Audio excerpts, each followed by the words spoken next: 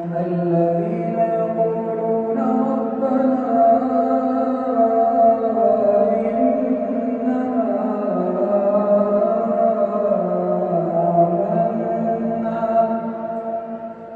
إننا اعوذ باللہ من الشیطان الرجیم، بسم اللہ الرحمن الرحیم۔ آج ہماری کلاس میں سورہ آل عمران آیت نمبر 26 پڑھی جائے گی۔ یہ آج ہم 14واں درس دے رہے ہیں۔ ماہ رمضان کی 14 تاریخ ہے، تو اسی لحاظ سے ہر روز کا سلسلہ جاری ہے۔ شکر خدا کی یہ تسلسل برقرار ہے۔ سورہ آل عمران آیت نمبر 26۔ قل اللہم مالک الملک تؤتی الملک من تشاء وتنزع الملک ممن تشاء وتعز من تشاء وتذل من تشاء بیدک الخیر انک علی کل شیء قدیر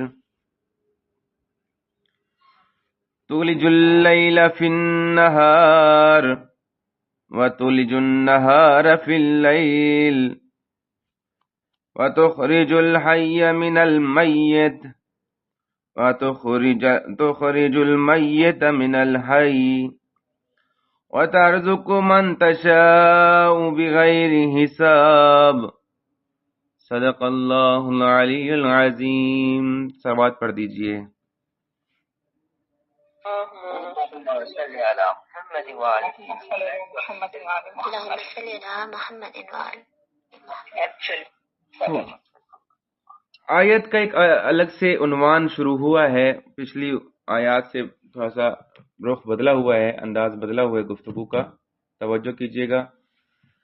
فرمایا قل، کہہ دیجئے، اللہم، یہ دعائیہ کلمات ہیں، رکھیے گا، اللہم، اے میرے اللہ، اللہم،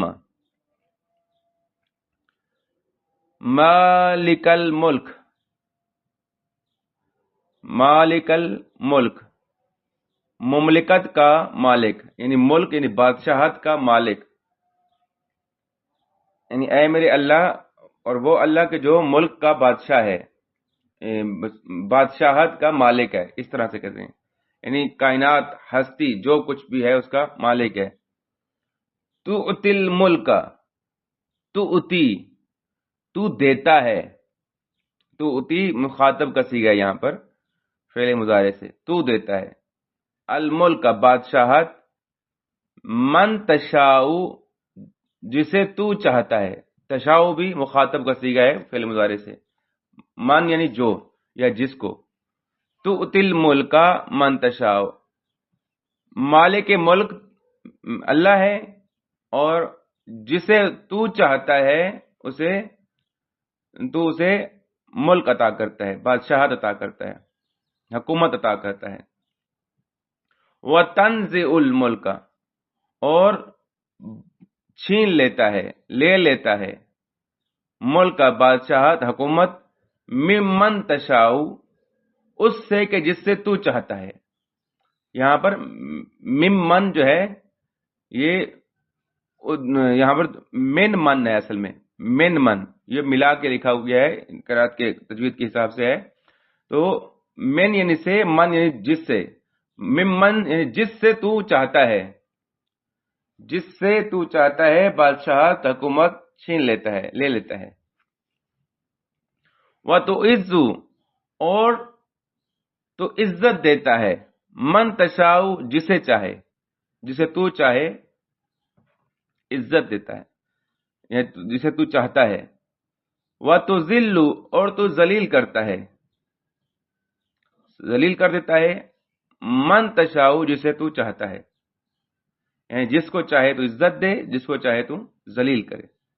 بیدک الخیر، تیرا ہاتھ خیر کا ہے، یعنی بھلائی تیرے ہاتھ میں ہی ہے، اچھائی، نیکی، خیر تیرے ہی ہاتھ میں ہے۔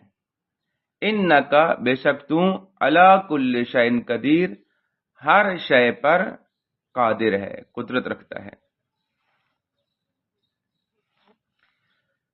तवज्जो कीजिए, पहली बात यहाँ पर अल्फाज मैनी में अगर देखें तो लफ्ज मुल्क या मालिक, मुल्क या मालिक किस माने में इस्तेमाल होता है? ये असल में मिल्कियत से भी लफ्ज निकलता है। मुल्क, मुल्क का मानी हुकूमत है, दर हकीकत बादशाहत है। और अगर इसको इस्तिलाही तौर पर देखें, लुग़वी और इस्तिलाही तौर पर देखें तो ये चीज समझ आएगी कि जिस चीज का आपके पास कंट्रोल हासिल है और आप उस चीज को तसर्रुफ कर सकते हैं अपनी मर्जी के, तो ऐसी चीज को मुल्क कहा जाता है। यानी वो आपके अंडर में है, आपके कानून, आपके इख्तियार से चलेगी चीज, तो ऐसी चीज के लिए आपको कहा जाता है कि आप मुल्क हैं, मालिक मुल्क हैं। तो अल्लाह ने पहले उन्वान से दुआया कलमात के तौर पर यह सिखाया है कि आप कह दीजिए कि मेरा अल्लाह जो है, ऐ मेरे अल्लाह, मालिकल मुल्क, बादशाह है, बादशाहत का मालिक है। यानी सारी मिल्कियत, यहां पर अल मुल्क लिखा हुआ है ना, तो यहां से एक चीज और भी वाज़ेह होती है कि खास किया गया अलिफ लाम मारिफा से इसको, कि तमाम के तमाम बादशाहत, यानी बादशाहत है ही तेरे लिए। और तू देता है, तूती का हम पहले भी माना, इसकी वजाहत भी कर चुके हैं कि ये अल्लाह की बादशाहत जो है वो इस तरह से है कि वो उस बादशाहत में से खुद जिसको चाहे दे। ये कुदरत खुदा है, ये इख्तियार खुदा है। इसकी तफसीर में दर हकीकत यूं लिखा हुआ है कि दो वाकयात मिलते हैं। एक वाकया मिलता है कि रसूल खुदा सल्लल्लाहु अलैहि वसल्लम ने जब फतह मक्का कर लिया, और फतह मक्का के करने से ही एक और खुशखबरी दी कि मुसलमानों को सल्तनत ईरान और सल्तनत रोम की जो है फतह नसीब होगी। यानी मक्का के फतह होने से दो और बादशाहतों की फतह की भी खुशखबरी सुना दी। तो उस वक्त कुछ मुनाफिक लोग जो है वो रसूल खुदा को ताज्जुब से देखने लग गए कि ये कैसी बात कर दी, कहां बादशाहत ईरान और बादशाहत रोम, और कहां ये बातें करते हैं आप, वो इतने सुपर पावर हैं, उनके पास इतनी ताकतें हैं, और रसूल खुदा यहां बैठ के जो है ना इस तरह की बातें करते हैं। यानी एक ताज्जुब अंदाज अपनाया, तो अल्लाह को ये बात पसंद नहीं आई, तो अल्लाह ने उसका एक किस्म का आर्डर पेश कर दिया। एक और रिवायत के मुताबिक यह है कि जब ग़ज़वा अहज़ाब हुई, तो ग़ज़वा अहज़ाब में जब खंदक खोदी जा रही थी, तो खंदक खोदते वक्त जब रसूल खुदा सल्लल्लाहु अलैहि वसल्लम ने एक सख्त पत्थर पर गुदाल मारी, तो उस पत्थर से चिंगारियां उठी। तो आपने फरमाया, मैंने इन चिंगारियों में जिब्राइल के जरिए मदाइन और यमन के महल्लात को फतह होते देखा है। यानी यहां पर भी फतह की उम्मीद दिलाई। तो मुसलमानों में ही कुछ मुनाफिकीन ये बात सुनकर एक दूसरे की तरफ देखकर हंसने लगे, तहकीर तमस्खुर उड़ाने लगे, जिस पर अल्लाह ने ये आयत नाज़िल की। अब यहां पर देखें कि तमस्खुर उड़ाया जा रहा है, ये कैसे होगा, ये क्या करेगा। यानी यहां अहज़ाब हो रही है और आप मदाइन और उसकी बात कर रहे हैं, यमन की बात कर रहे हैं। यहां फतह मक्का हो रही है और आप रोम और ईरान की सल्तनत की फतह याबी की बात कर रहे हैं। यानी पेशनगोइयां दे रहे हैं, आपके पास क्या वसाइल हैं, आपके पास क्या चीजें हैं, आपके पास कौन सा असला है कि आप इतनी बड़ी खबरें दे रहे हैं। यानी मुनाफिकत, एक यहां पर मुनाफिकत की अलामत क्या है कि मुनाफिक जो है वो अल्लाह पर ईमान तो रखता है, उसे अल्लाह पर ईमान है, लेकिन अल्लाह के इख्तियार पर ईमान नहीं है कि अल्लाह जो चाहे करे, जिसको चाहे इज्जत दे, जिसको चाहे जलील करे, जिसको चाहे बादशाहत दे, जिससे चाहे बादशाहत छीन ले। मुनाफिकत की यह निशानी है कि मुनाफिकत जो है वो इससे اختیار پر یقین نہیں رکھتے، مانتے ہیں اللہ کو، کلمہ بھی پڑھ لیا، لیکن ان کے اندر جو ہے یہ حوصلہ پیدا نہیں ہوتا، یہ بھروسہ اور اعتماد پیدا نہیں ہوتا کہ اللہ کیسے کرے گا۔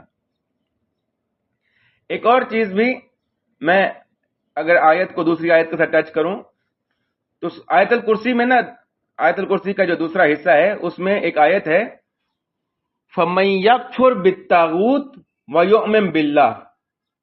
یہ در حقیقت یہ میرے درس مہدویت میں اس کو بیان کرنا تھا، لیکن یہاں پر ایک مطلب بیان کرنا ضروری ہے، اس لیے یہاں پر یہ بات کر رہا ہوں کہ اللہ کہتے ہیں کہ جو طاغوت کا انکار کرے گا، جو طاغوت کا انکار کرتا ہے وَيُؤْمِن بِاللَّهِ، اور اللہ پہ ایمان لاتا ہے، اس کے پاس مضبوط سہارا آ جاتا ہے، فَقَدِ اسْتَمْسَكَ بِالْعُرْوَةِ الْوُثْقَىٰ۔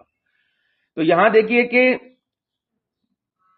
اللہ پر منافق نے ایمان کر لیا، لیکن وہ طاغوت کے انکار سے بری نہیں ہوا، یعنی طاغوت کا کفران نہیں کر پایا، وہ طاغوت کا مومن ہے۔ ابھی ایک ہوتا ہے نا، ایک کفر بالطاغوت ہے اور ایک ایمان بالطاغوت ہے، یعنی اس منافق کے اندر ایمان بالطاغوت پایا جاتا ہے۔ ایمان بالطاغوت کیسا ہے کہ وہ ان کی بادشاہت، ان کی سلطنت کو بڑا سمجھتا ہے، یہ در حقیقت طاغوت پر ایمان ہے، یعنی ان کے پاس تو بڑا اسلحہ ہے، ان کے پاس تو بڑے میزائل ہیں، ان کے پاس تو بڑے ایٹم بم موجود ہیں، ہمارے پاس کیا ہے؟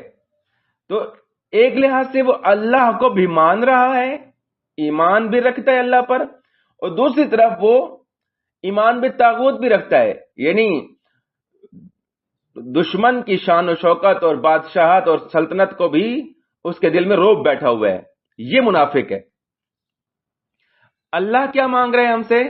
اللہ مانگ رہا ہے کہ آپ کفر بالطاغوت کرو، یعنی کفر کو ہیٹ سمجھو، طاغوت کو ہیٹ سمجھو کہ طاغوت کچھ بھی نہیں ہے، طاغوت کے یہ جو غبارہ بھرا ہوا ہے یہ ہوا ہے، یہ پھٹ جائے گا، یہ فنار ہو جائے گا۔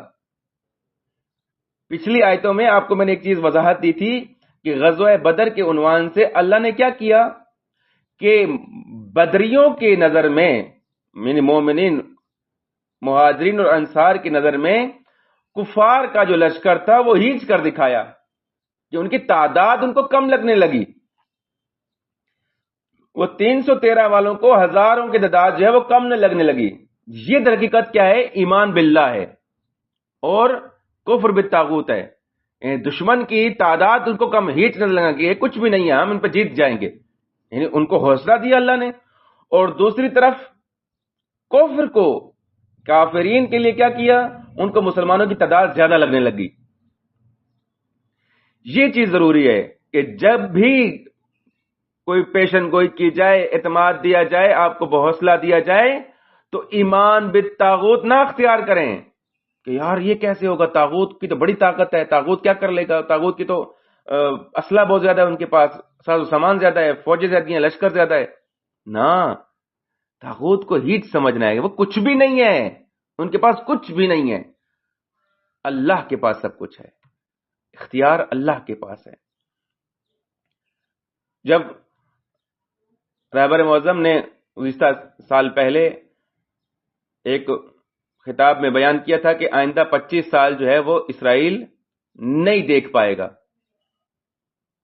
تو اس وقت بہت سارے لوگ کہتے ہیں یہ کیسی بات کر لیجیے، ایران جو ہے نا یہ کچھ بھی نہیں کر پائے گا۔ ایران کے پاس کیا ہے؟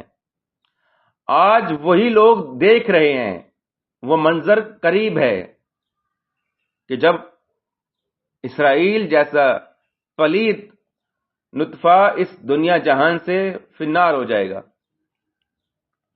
یہ چیز اللہ کے وعدے میں ہے، چیزیں کہ اس میں جانے جاتی ہیں، چیزیں کہ اس میں نقصان اٹھانا پڑتا ہے، بڑے بڑے راہبر اس میں اللہ کے حضور پیش ہو جاتے ہیں، شہادت کو رتبہ پا جاتے ہیں، لیکن اللہ کا وعدہ پورا ہونے والا ہے، اللہ نے کام کرنا ہوتا ہے۔ یہ مالک الملک کہہ کر ہمیں سمجھایا گیا ہے کہ اللہ پر ایمان رکھو، یہ ساری سلطنت، یہ طاقت، یہ بادشاہت اللہ کی ہے، اللہ جس کو چاہے دے، اللہ دے کر بھی آزماتا ہے، اللہ لے کر بھی آزماتا ہے، یہ اللہ کے اختیار میں ہے۔ تو لہذا یہ آیت جو ہے ہمیں حوصلہ دے رہی ہے کہ آپ نے کفر بالطاغوت کرنا ہے، یکفر بالطاغوت. انشاءاللہ اس کو ویسے مسجد میں زیادہ کھولوں گا، یہاں پر موضوع وہ نہیں بن رہا. تو توجہ کیجئے کہ اس آیت میں دوسرا پہلو جو اللہ نے بیان کیا ہے وہ کیا ہے؟ تو عز من تشاء و تذل من تشاء، یعنی عزت اور ذلت کا ذکر کیا ہے. یہ خدائی قوانین ہیں اور اس کے اپنے طریقہ کار ہیں، ورنہ کسی وجہ اور دلیل سے بغیر خدا نہ کسی کو عزت دیتا ہے نہ خدا کسی کو ذلیل کرتا ہے. خدا نے بھی عزت اور ذلت کا معیار رکھا ہوا ہے. جیسے ایک روایت میں ملتا ہے کہ جو شخص خدا کے لیے تواضع اور فروتنی اختیار کرتا ہے خدا اسے عزیز کرتا ہے، خدا اسے عزت دیتا ہے، اور جو شخص تکبر کرتا ہے خدا اسے ذلیل کرتا ہے. یہ ہم کیونکہ بعض اوقات تفسیر کرتے ہیں نا تو 1400 سال پہلے والی باتوں کو لے کر اسی میں گھومتے رہتے ہیں، لیکن اگر اسی دور میں آپ کو یہ جھلک نظر آئے تو زیادہ مزہ ہے. اسی دور میں، ہماری اسی صدی کے دور میں رہبر معظم بار بار توجہ دلاتے تھے کہ ہم اللہ کے حکم سے انشاءاللہ کامیاب ہوں گے. امام خمینی بار بار توجہ دلاتے تھے کہ یہ ہمارے لیے، یہ ان کے ٹینکر، یہ ان کے جہاز، یہ ان کے میزائل کوئی اہمیت نہیں رکھتے، ان کے اندر صلاحیت بھی نہیں ہے کہ یہ اس طرح کام کریں، بلکہ اللہ ہے، اللہ ہی تمام امور کو تدبیر کرنے والا ہے. اور پھر دیکھا دنیا نے کہ وہ ایک چھوٹا سا انقلاب آج عالمی ہوتا جا رہا ہے. دنیا کی آنکھوں میں اس کا روب پڑ گیا ہے، دشمن اس کے روب سے تڑپ گیا ہے. امام خمینی کہتے تھے کہ یہ جو دشمن غصہ کرتا ہے نا، یہ اور غصہ کرے، یہ اور غصہ کرے، یہ اور غصہ کرے، تاکہ اس غصے میں پھٹ کے مر جائے. اور ہے ایسا، جب ہم ایمان رکھیں گے ہاں اور ہمارے اندر دشمن کا خوف اور ڈر نہیں آئے گا تو یہ دشمن کو تکلیف دیتا ہے کہ یہ ڈر کیوں نہیں رہا، اس کے اندر کیوں نہیں خوف پیدا ہو رہا. وہ ہڑ بڑھا کے ایسی حرکات کرے گا کہ جو اسی کے خلاف ہو جائیں گی، اسی کے خلاف تدبیر ہو جائے گی، کیونکہ اللہ کی تدبیر غالب آنی ہے. مکروا ومکر اللہ واللہ خیر الماکرین. یہ تدبیر کرتے ہیں، اللہ بھی تدبیر کرتا ہے. یہ مکر کرتے ہیں، اللہ تدبیر کرتا ہے، اور اللہ بہترین تدبیر کرنے والا ہے. لہذا جو لوگ غیر خدا سے عزت چاہتے ہیں، جیسے آج کے خبیث عرب لوگ جنہوں نے اپنا سب کچھ جو ہے وہ طاغوت کے ہاتھوں میں بیچ دیا ہے، در حقیقت یہ مسلمان عرب اور عجم کے بھی مسلمان جنہوں نے اپنا سب کچھ اپنا ان کو خدا سمجھ بیٹھے ہیں کہ یہی ہمارے کرتا دھرتا ہیں، ان کو امن ایوارڈ دیا گیا، ان کو کیا ہے نامزد کیا گیا ہے، یہ غیر خدا کی طرف جا رہے ہیں اور خدا ان کو ذلیل کرے گا انشاءاللہ. اور قرآن مجید میں بھی اس کے متعلق شدید تنقید ہے. آپ سورہ نساء آیت نمبر 139 پڑھیں، اس میں اللہ نے اسی طرف توجہ دلائی ہے. یبتغون عندهم العزہ فإن العزة للہ جميعا.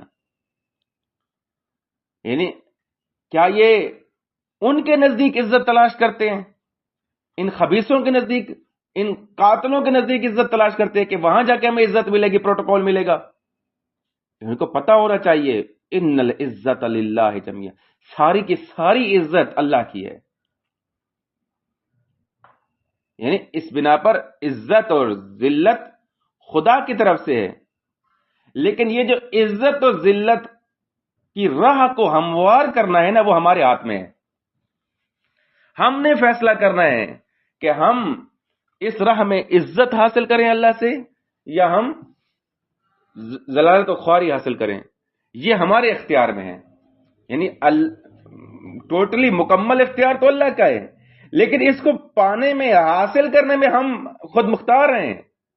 ہم اپنے کردار سے واضح کریں گے کہ ہم کہاں کھڑے ہوئے ہیں، عزت کے راستے پہ کھڑے ہوئے ہیں یا ذلت کے راستے پہ کھڑے ہوئے ہیں۔ آج ہمارے پاکستان کی گورنمنٹ ہو یا دیگر مسلمانوں کی گورنمنٹ اور فوج، یہ کیا کرتے ہیں؟ یہ قاتلین کی جا کے گود میں جا کے بیٹھتے ہیں، ان سفاک قاتلوں کے درمیان جا کے بیٹھتے ہیں اور ان کی تعریف کرتے ہیں، آپ نے تو یہ کر دیا جی، آپ نے یہ کر دیا، آپ نے یہ کر دیا۔ وہ سمجھتے ہیں کہ یہاں سے عزت ملنی ہے، لیکن رہبر معظم جیسی عظیم شخصیات یہ کہاں سے عزت پاتے ہیں؟ یہ اللہ سے عزت پاتے ہیں۔ یہ مر جاتے ہیں لیکن جھکتے نہیں ہیں، یہ بوٹ پالشی نہیں ہیں، انہوں نے اللہ سے عزت چاہی اور اللہ نے ان کو عزت دی، اور اتنی عظیم عزت دی کہ آج میں ایک خبروں کو دیکھ رہا تھا، تھوڑا ٹٹول رہا تھا، تو ایک چیز محسوس کی میں نے کہ رہبر معظم چیز ہے کہ ایک شیعہ عنوان سے رہبر تھے، لیکن اہل سنت ہوں، اہل حدیث ہوں، بڑے بڑے علماء اور عام ایکٹریس، یعنی وہ لوگ جو سال بھر فحاشی کرتے ہیں، ان کے دل میں بھی ان کے جو کمنٹس ہیں یا ان کی جو پوسٹ ہے، ان سے جو چیز محسوس ہوئی ہے کہ وہ کتنا احترام رکھتے ہیں رہبر معظم، کتنے وہ غمزدہ ہیں رہبر کی شہادت پر، اور اسی طرح سے دشمن طاقتیں بھی مرعوب ہو گئی ہیں، مار کر بھی ان کو کچھ حاصل نہیں ہوا، مار کر بھی۔ وہ ایک شعر کا ہے نا، ایک کلام ہے کہ سر مل گیا حسین کا بیعت نہیں ملی، یہ مار دیا انہوں نے لیکن ان کو کچھ ملا نہیں ہے، ان کو کچھ حاصل نہیں ہوا۔ وہی خبیث جو چاہ رہا تھا کہ ایران کی سڑکوں پہ آ جائیں جی تاکہ حکومت کے خلاف ہو جائیں، رجیم چینج ہو جائے، لیکن وہی عوام سڑکوں پہ تو ضرور آئی ہے لیکن اسی کی مخالفت میں آئی ہے، وہی مرد آباد امریکہ اور مرد آباد اسرائیل کے نعرے لے کر آئی ہے، عوام وہی ہے۔ وہ جو اپنی زندگی میں رہبر کو پہچان بھی نہیں پائے تھے، آج رہبر کو کھو کر وہ دھاڑے مار رہے ہیں، فریادیں کر رہے ہیں۔ یہاں سمجھ آتا ہے کہ اللہ عزت دیتا ہے۔ عزت صرف یہ معیار نہیں ہے کہ ہم جہاں سے بھی گزریں تو ہمیں کوئی سلام کرتا رہے، جی واہ واہ کیا بات ہے آپ کیا بات ہے۔ عزت ظاہری عزت جو ہم سمجھتے ہیں کہ وڈیرے یہ سردار لوگ یا یہ جو پروٹوکول مل رہا ہے، یہ 10 گاڑیاں ہمارے ساتھ چل رہی ہیں، یہ عزت ہے نا، یہ عزت نہیں ہے۔ وہ ایک شیخ سعدی کا یا اس طرح کا ایک واقعہ مشہور ہے کہ ان کو ایک بادشاہ نے دعوت دی اور وہ اپنے سادہ سے کپڑوں میں نا، جیسے سادہ لباس تھا ان کا، وہاں پر وہ چلے گئے۔ آگے دربان نے روک لیا تو دربان کو انہوں نے کہا کہ میں یہاں کا مہمان ہوں، خصوصی مہمان ہوں، بادشاہ نے بلایا، کہتا جا تم یہاں کا نہیں ہے، کچھ نہیں لگتا، تو فقیر ہے، تمہیں حالت دیکھی اپنی۔ تو دربان نہیں پہچانتا تھا، خیر وہ واپس پلٹے۔ تو ایک شخص نے جب دیکھا کہ یہ شیخ سعدی اس حالت میں انہوں نے فوراً آگے کہا کہ جی آپ ایسے نہ جائیں، آپ تھوڑا سا پروٹوکول میں جائیں، آپ مہمان خصوصی ہیں، جائیں ایک نیا سوٹ، اچھا سوٹ پہنے، اچھا جوتا ہو آپ کا، اچھا پروٹوکول ہو۔ تو وہی شیخ سعدی، یا مجھے نام تھوڑا بھول رہا ہے، معذرت چاہوں گا، تو وہی اس حالت میں جو ہے نا اچھے انداز میں پروٹوکول کے ساتھ جو ہے وہ آئے، تو آگے دربان بھی استقبال کر رہے ہیں اور سارا نوکر چاکر بھی استقبال کر رہے ہیں۔ کچھ کہہ رہے ہیں فرناز؟ یہ بہلول کا قصہ ہے۔ نہیں، بہلول کے الگ واقعہ، وہ ان کا الگ واقعہ ہے۔ خیر، تو وہ جو یہاں داخل ہوئے تو پروٹوکول دیا گیا اور جب کھانا پیش کیا گیا تو انہوں نے اپنا دامن جو اٹھا کر سالن میں رکھ دیا، کھانے میں آگے رکھ دیا۔ تو بادشاہ حیرت میں کہنے لگے کہ آپ کی تو ہم نے بڑی تعریف سنی تھی کہ آپ اتنے پڑھے لکھے سنجیدہ انسان ہیں، شعور والے ہیں، عقل و شعور والے ہیں، یہ کیا حرکتیں ہیں؟ انہوں نے کہا اصل جو ہے عزت ان کپڑوں کو مل رہی ہے، تو یہ کھانا بھی یہی کپڑے کھائے نا، مجھے تو عزت نہیں ملی۔ یعنی میں صرف مثال دینا چاہ رہا ہوں، واقعے کی طرف ادھر نہ جائیں کہ کس کا واقعہ ہے، کہ اصل خوب آگے چلنے دیں، فرناز چپ ہو جائیں، آگے چلنے دیں۔ تو اصل معیار یہ ہے کہ ہم ان ظاہری کپڑوں میں، لباس میں، پروٹوکول میں، ان چیزوں میں یہ نہ سمجھیں کہ عزت یہاں پر ہے۔ ہر نشئی بھنگئی جو ہے وہ ہمیں سلام کرتا ہے، ہم سمجھیں کہ ہماری بڑی عزت ہے۔ ہر ایرا غیر نتھو خیرہ جو ہے ہمارے نعرے لگاتے ہیں، ہم سمجھیں ہماری بڑی عزت ہے۔ نا، یہ معیار نہیں ہے عزت کا۔ عزت کا معیار اللہ کے پاس ہے۔ ان العزت للہ جمیعاً، یہ سورہ نساء میں واضح کہا ہے، فَإِنَّ الْعِزَّةَ لِلَّهِ جَمِيعًا، ساری کے ساری جمیعاً سے مراد یہاں پہ مکمل عزت اللہ کے پاس ہے۔ ہم چاہیں کہ تھوڑی سی عزت ادھر سے لے لیں، تھوڑی سی ادھر، وہ جیسے مثال ہوتی ہے نا کہ یزید کو بھی سلام، حسین کو بھی سلام، اور یزید سے بھی یارانہ، یہ ایک مقولہ مشہور ہے۔ تو ادھر سے ہم حسین کو بھی عزت دے رہے ہیں، سلام پیش کر رہے ہیں، ادھر سے یزید سے بھی یاری لگائی ہوئی ہے کہ چلو دنیا میں یزید کام آ جائے گا اور آخرت میں حسین کی شفاعت مل جائے گی۔ یہ در حقیقت فریب ہے، دھوکہ ہے۔ ساری کی ساری عزت جو ہے وہ اللہ کے پاس ہے۔ اس لیے اللہ نے واضح کہہ دیا یہاں اس آیت میں۔ اور تمام حکومتوں کا مالک کون ہے؟ حقیقی مالک اللہ ہے۔ یہ غیر خدا کی جتنی سلطنتیں ہیں، یہ حکومتیں ہیں، یہ سب وقتی اور عارضی اور محدود ہیں۔ مالک الملک خدا کی ذات ہے۔ جب ہم نے یہ پہلے تو یہ ماننا ہے نا کہ مالک الملک اللہ ہے، یہ ساری سلطنت سارا کچھ اللہ کا ہے، پہلے یہی چیز ماننی ہے، یہ جتنی حکومتیں ہیں یہ اللہ کا مال ہے، ٹھیک ہے۔ پھر اس کے بعد اگلا مرحلہ اس کو بھی تسلیم کرنا ہے کہ یہ جو آج فلاں فلاں فلاں بندے کے ہاتھ میں حکومت ہے، یا یہ وزیر اعظم ہے، یا بادشاہ بنا ہوا ہے، یہ ووٹنگ سے آیا ہے، یا رہبر بنا ہوا ہے، جو بھی ہیں، یہ مالک حقیقی نہیں ہے۔ ان کے پاس کچھ دیر کے لیے حکومت ہے، یہ اصلی مالک نہیں ہے۔ یہ اگر ان کے پاس ابھی حکومت آئی ہے تو یہ ایک تھوڑے وقت کے لیے ہے، یہ امانت دار ہیں، یا اس مالک الملک سے انہوں نے عارضی طور پر یہ حاصل کی ہوئی ہے، چاہے وہ صالحین کی حکومت ہو یا ظالمین کی حکومت ہو، دونوں کی بات کر رہا ہوں۔ اصلی مالک تو اللہ ہے۔ لہذا جب انسان تسلیم کر لیتا ہے کہ میں کسی چیز کا مالک نہیں ہوں، تمام چیزوں کا مالک اللہ ہے، تو پھر اسے اپنے پاس حاصل کی ہوئی چیزوں پر اترانا نہیں چاہیے، تکبر نہیں کرنا چاہیے، یا اسے کھو جانے پر مایوس نہیں ہو جانا چاہیے، کیونکہ مالک الملک تو وہی ہے۔ یہ جو میں ایک عالم دین کی زبانی سن رہا تھا، انہوں نے ایک وظیفہ دیا کہ کوئی چیز آپ کی گم ہو جائے تو آپ ان للہ و انا الیہ راجعون پڑھا کریں، یا مثلا جیسے ہم عموماً فوتگی پر بھی پڑھتے ہیں، کسی کے جانے پر بھی پڑھتے ہیں، تو انہوں نے ایک وظیفہ عنوان یہ دیا کہ بھائی آپ پہلے اپنا اقرار کرو کہ یہ چیز میری تھی ہی نہیں، میری تھی ہی نہیں، ہم سب اللہ کے ہیں اور اللہ کی طرف جانا ہے۔ ہمیں اس پر کوئی مایوسی نہیں ہونی چاہیے۔ اگر آج میں ایک حوصلے کے طور پر عرض کر رہا ہوں کہ 47 سال قبل اللہ نے انقلاب اسلامی نصیب کیا ہمارے دور میں، اور پھر اللہ نے ایک راہبر خمینی کی شکل میں دیا اور پھر وہ واپس لے لیا، اس پر غم ہے، اس پر جو ہے سوگوار رہے، لیکن اس کی تسلی و تشفی کے لیے اللہ نے ایک اور راہبر نصیب کیا، سید علی خامنئی کی شکل میں اللہ نے ایک اور راہبر نصیب کیا۔ اب ان کے جانے سے خلا ضرور ہے، غم ضرور ہے، سوگواری ضرور ہے، لیکن مایوسی نہیں ہے۔ وہی خدا، جیسے ایک شاعر کا قول ہے نا کہ جب احمد مرسل نہ رہے تو کون رہے گا، اور اللہ نے بھی وہاں پر توجہ دلائی ہے کہ اگر محمد جو ہیں وہ فوت ہو جاتے ہیں یا قتل ہو جاتے ہیں تو کیا تم واپس پلٹ جاؤ گے، یعنی اپنے پچھلے دنوں پہ چلے جاؤ گے؟ نہیں، یہ معیار اللہ کا نہیں ہے۔ اللہ کا معیار یہ ہے کہ اللہ کے نمائندے آتے جاتے رہتے ہیں، یعنی ایک آیا اور اس کی جگہ پر دوسرا آ گیا، ایک آیا پھر اس کی جگہ پر دوسرا آ گیا، لیکن اللہ کی قدرت اور اللہ کا نظام برقرار ہے، وہ اللہ کے ہاتھوں میں ہے۔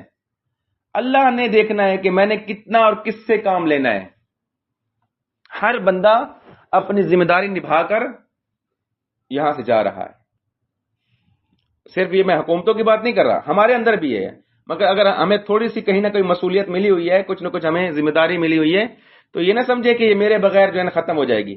اگر میں نہ ہوا تو یہ اس کا کچھ بھی نہیں ہوگا. نہیں، ایک وقت کے لیے اللہ آپ سے کام لینا چاہتا ہے، اس پر آپ شکر ادا کریں، اور آپ نہیں ہوں گے تو اللہ آپ کو لے لے گا اور آپ کی جگہ پر ایک اور بندے کو دے دے گا تاکہ اس سے کام لیا جائے. لہذا کچھ حاصل ہو کر اترانا یا کسی چیز کے چلے جانے سے مایوس ہو جانا یہ درست عمل نہیں ہے. عزت کا معیار یہی ہے کہ خدا کے آگے تواضع پیش کی جائے، تواضع، سر تسلیم خم کر دیا جائے، یہ عزت مل جاتی ہے پھر. اور جب اتراتے ہیں، تکبر کرتے ہیں تو اللہ کو پسند نہیں آتا تکبر، اللہ پھر ذلیل کرتا ہے. خداوند متعال کو حکومت شائستہ ہے، تکبر اللہ کو جچتا ہے. اللہ اس کے لائق ہے کہ وہ تکبر کرے.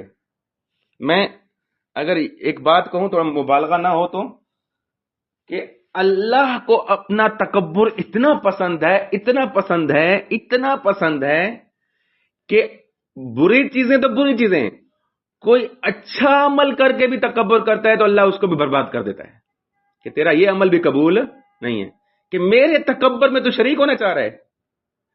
اسی لیے آذان کے پہلے لفظ میں اس چیز کو آنر کیا گیا ہے، اللہ اکبر. اگر ہوتا تو یہ کہا جا سکتا تھا نا کہ اللہ العظیم، اللہ العلی، اللہ الرحمن، اللہ الرحیم. کہنے کو تو اللہ کے دیگر صفات کے ساتھ بھی ہم آذان بلند کر سکتے تھے، لیکن اکبر کہنے کی جو حکمت ہے وہ یہی ہے کہ تکبیر اللہ کی ہی ہے، اللہ ہی لائق تکبر ہے، شائستہ اسی کو جچتا، حکومت اسی کو جچتی ہے، بادشاہت و سرپرستی اسی کو جچتی ہے. ہاں پھر اللہ جو ہے اس تسلسل میں جس کو عطا کر دے، عزت دے دے، جس کو چاہے ذلیل کر دے، وہ اس کے اختیار میں. اس کا دوسرا حصہ پڑھنا چاہوں گا. وضاحت اصل میں اس میں بہت زیادہ ہے، میں کافی چیزیں چھوڑ رہا ہوں. ایسا عزت و ذلت جو ہے وہ خدا کے ہاتھ میں ہے. اب اس لفظ کو ایک اور لفظ کے طور پر سمجھیے کہ حضرت سلیمان نبی ہوں، اللہ نے ان کو حکومت دی. حضرت یوسف ہوں، ایک مدت رہنے کے بعد ان کو اللہ نے نواز دیا، حکومت سے نواز دیا، مصر کے وہ بادشاہ بن گئے. اور پھر حضرت طالوت ہوں جو ایک چھوٹے سے قریے سے، ایک چھوٹی جگہ سے اٹھے اور اللہ نے ان کو جالوت بادشاہ پر کامیابی عطا کی، ان کو ملک عطا کیا. اسی طرح سے جناب ذوالقرنین ہوں جن کو اللہ نے حکومت عطا کی. تو یہ الہی حکومتیں بھی بڑی بڑی سطح پر آئی ہیں. یہ اللہ عطا کرنے میں اختیار رکھتا ہے. میری آواز آ رہی ہے؟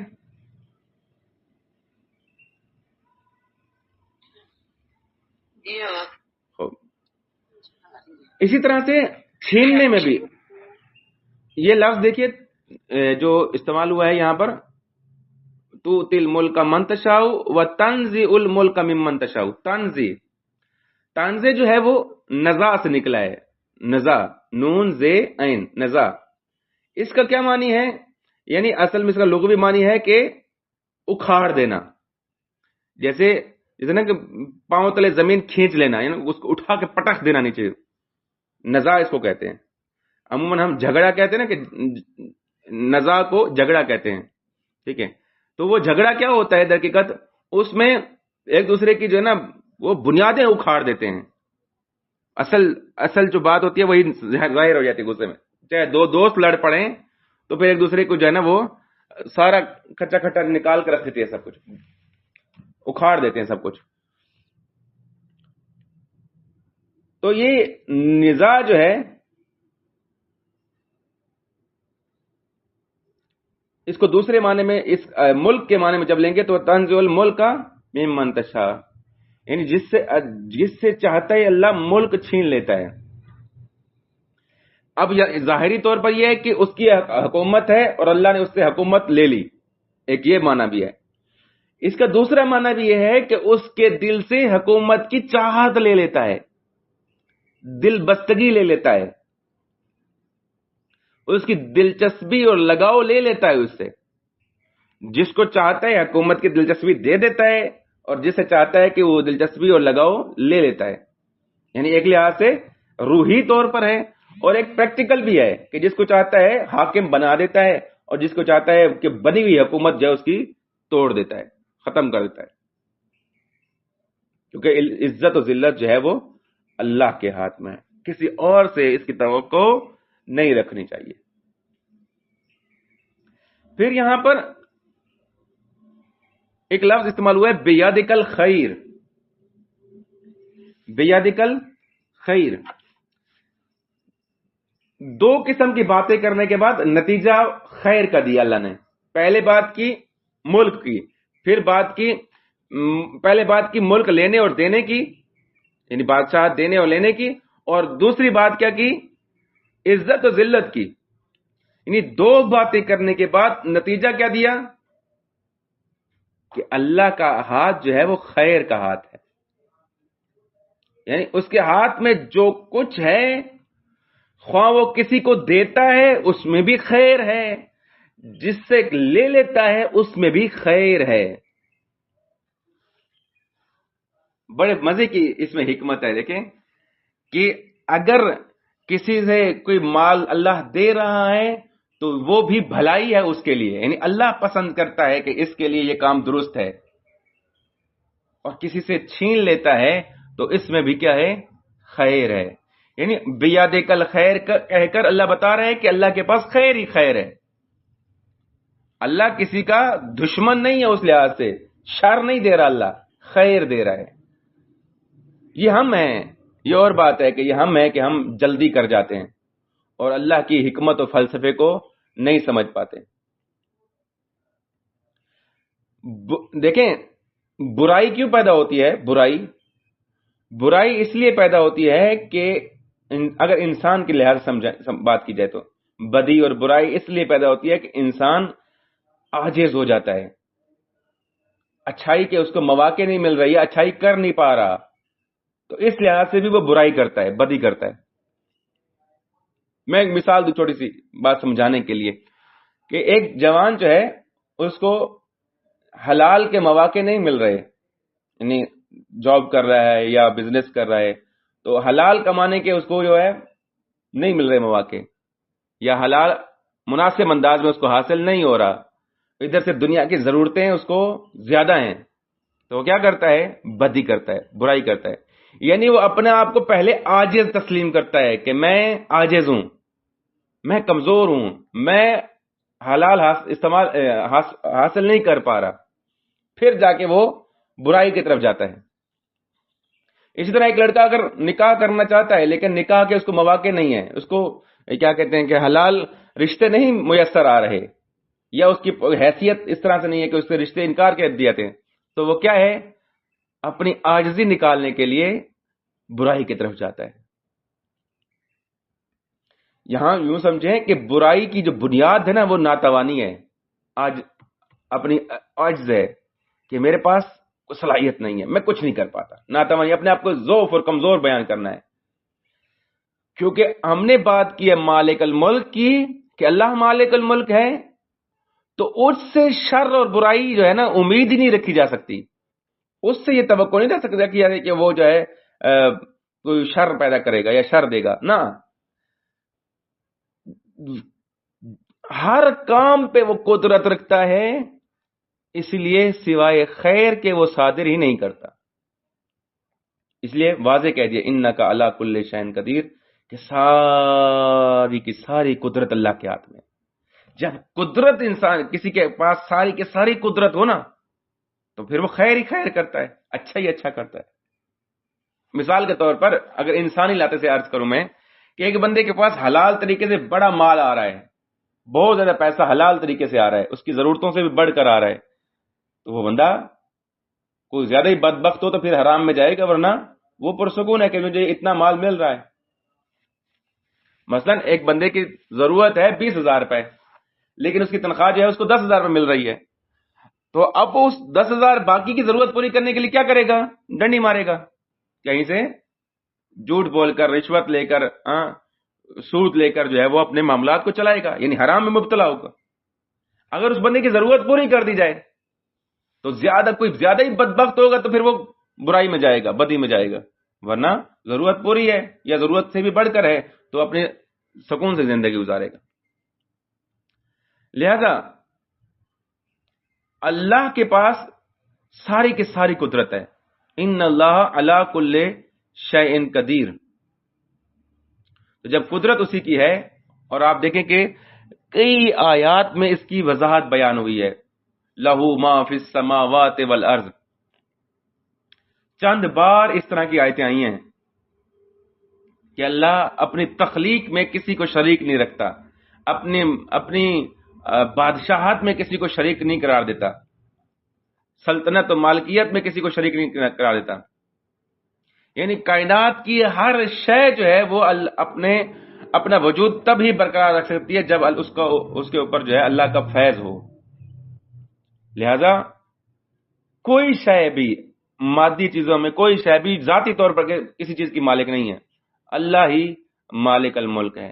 پھر یہ اللہ کی مشیت ہے، جس کو ملک دے دے اور جس سے ملک چھین لے، کیونکہ اللہ نے ایک اور آیت میں بھی اس کی وضاحت کی ہے، اِنَّا هَدَيْنَاهُ السَّبِيلَ اِمَّا شَاكِرًا وَإِمَّا كَفُورًا، ہم نے اسے راستے کی ہدایت کر دی ہے، خواہ وہ شکر گزار بنے خواہ وہ ناشکرہ بنے۔ یعنی اللہ کے ہاتھ میں اختیار ہے، لیکن آزادی اگلے بندے کو بھی آزادی دی ہے کہ بھائی آپ یہ شکر کا راستہ ہے یہ اختیار کر لو، یہ کفران نعمت کا راستہ ہے یہ اختیار کر لو، تمہاری مرضی ہے، اختیار بھی دیا ہے۔ کچھ چیزوں میں اللہ مسبب الاسباب بنا کر اس کو مال و دولت یا حکومت کا فائدہ بھی دیتا ہے۔ یہ سب چیزیں کیا ہیں؟ اللہ سے منسوب ہیں۔ اور اچھائی اور برائی، یہاں پر ایک اور آیت، مجھے اس کی آیت ذہن میں نہیں آ رہی، کہ جب اللہ کسی کو کچھ عطا کرتا ہے تو وہ سمجھتے ہیں کہ یہ تو ہم نے، شکر خدا جو ہے نا اللہ نے ہمیں دیا ہے، اور جب اللہ ان سے چھین لیتا ہے تو وہ کہتے ہیں ہائے اللہ نے ہمیں برباد کر دیا۔ اسی طرح سے ایک اور آیت میں بھی ہے کہ جب ان کے پاس مال آتا ہے تو وہ کہتے ہیں یہ ہم نے کمایا ہے، ٹھیک ہے، جب ان کو کوئی نقصان ہو جاتا ہے تو کہتے ہیں کہ اللہ نے جو ہے نا ہم سے گناہ کروا دیا، یہ مثلا برائی کروا دی ہے۔ تو اللہ کے پاس خیر ہی خیر ہے، اللہ کسی کو اس طرح سے برائی میں، شر میں اللہ کسی کو مبتلا نہیں کرتا۔ اللہ اگر عزت دیتا ہے تو وہ بھی خیر کی خاطر دیتا ہے، اگر کسی کو ذلیل کرتا ہے، کچھ چیز اس سے لے لیتا ہے، چھین لیتا ہے، اسے کوئی چیز واپس لے لیتا ہے، تو وہ بھی اسی کی ملکیت تو اسی کی ہے نا، تو وہ اس میں بھی اس کے لیے خیر ہی خیر ہے۔ ان العزت للہ جمیعا، اور پھر بیادک الخیر یہ کہہ کر اللہ نے وضاحت کی ہے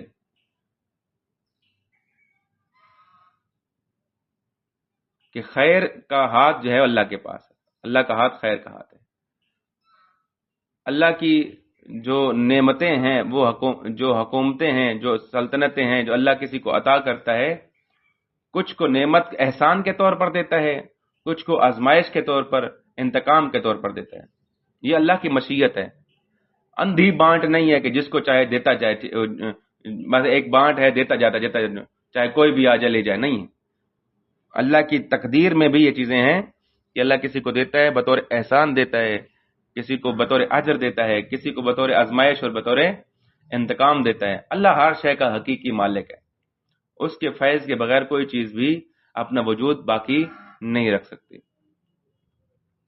آج کے لیے اتنی کافی آیت، دوسری آیت ہم آگے نہیں پڑھتے، اور اس کی وضاحت بھی پھر زیادہ ہو جانی ہے۔ یہاں تک اگر کسی کا سوال ہو تو پوچھ سکتے ہیں۔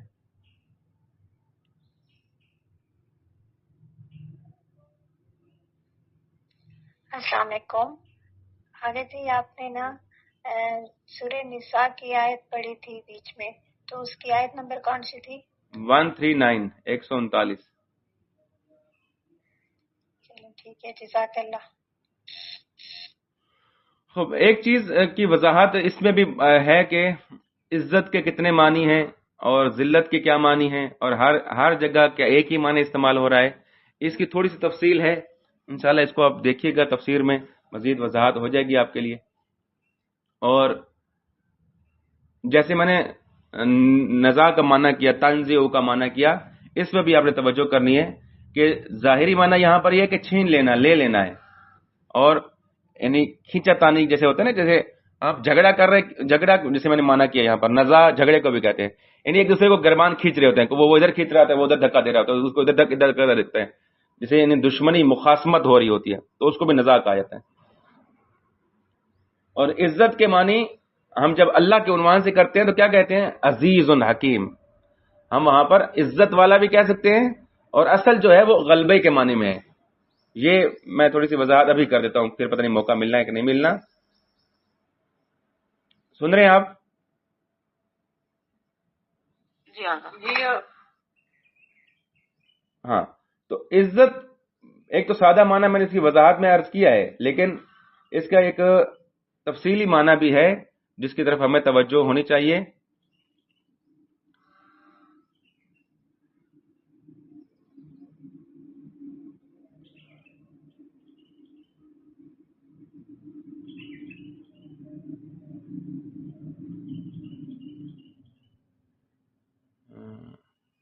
عزت ایک حالت کا نام ہے. عزت اس حالت کو کہتے ہیں جس تک پہنچنا آسان نہ ہو. اس لیے جو نادر چیز ہو اس کو عزیز الوجود کہتے ہیں، یعنی جس پر غالب آنا مشکل ہو اس کو عزیز کہتے ہیں. یعنی ناقابل سخت تسخیر کو عزیز کہتے ہیں.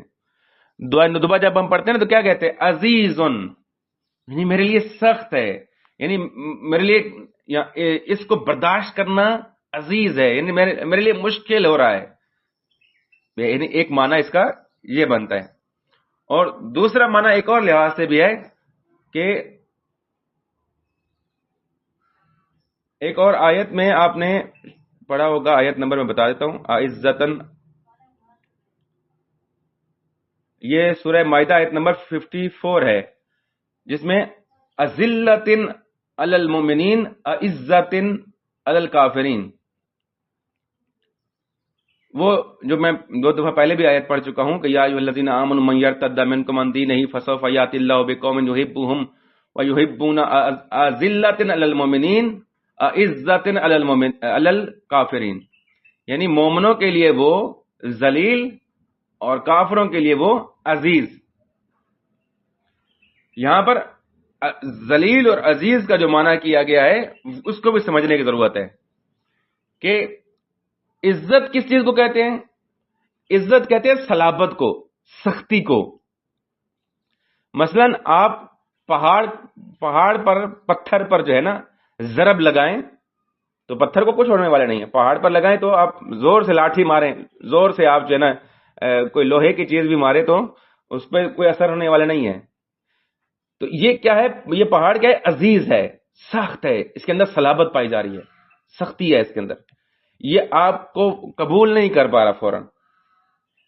یعنی عزیز اس معنی میں، عزت اسی معنی میں ہے کہ کسی بھی چیز کو فوراً قبول نہ کرنا عزیز ہے. تو اللہ کہتا ہے کہ کافروں کے لیے عزیز بن جاؤ، یعنی کافروں کو قبول نہیں کرنا، سخت اصابت پیدا کرو تمہارے اندر. لیکن مومنوں کے لیے کیا ہے؟ ذلیل بن جاؤ. ذلیل یہاں پر کس معنی میں؟ یعنی نرم خو بن جاؤ. نرمی کیسے ہوتی ہے؟ مثلا ایک نرم مٹی ہو، ٹھیک ہے، نرم مٹی میں اپنا آپ ایسے انگلی بھی مٹی میں ڈالیں تو آپ کی انگلی اندر چلی جاتی ہے. کوئی لاٹھی، کوئی لکڑی کے اندر ڈالیں وہ نرمی سے، سکون سے چلی جاتی ہے. لیکن اگر وہی پتھر پہ ماریں گے تو وہ سختی ہوگی. تو یہاں پر اس معنی کو سمجھیے کہ اللہ جب عزت دیتا ہے، عزت کا معنی کیا ہے؟ یعنی سختی، صلابت، کہ ہم نے اپنے آپ کو اتنا محکم و مضبوط رکھنا ہے کہ کفر جو ہے ہمارے طرف نہ آ سکے، یا ہم نے کفر کو قبول نہیں کرنا، کافرین کو قبول نہیں کرنا. اس معنی میں یعنی ان کی چلاکیوں میں، ان کی باتوں میں، ان کی دھوکہ دہی میں نہیں آنا، ان کے وعدے پیمان کو اس طرح سے قبول نہیں کرنا. اور مومنوں کے لیے جو ایمان والے ہیں ان کے لیے اپنے ہاں بازو کھول دینا ہے، ان کے لیے اپنے ان کو بسم اللہ کرنی ہے، ان کے لیے نرم خو بن جانا ہے، ان کے لیے اپنے جو ہے نا نرمی رکھنی ہے. امید ہے کہ کوئی بات سمجھ آئی ہوگی.